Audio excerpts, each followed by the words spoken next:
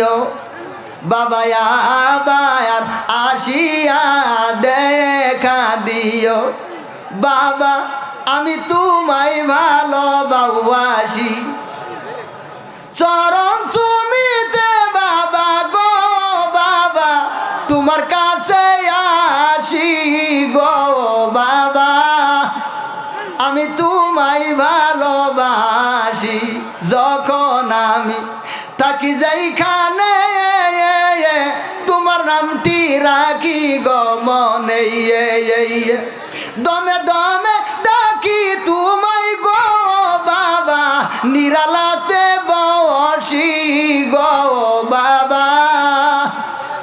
আমি তোমায় ভালোবাসি আছে না নাই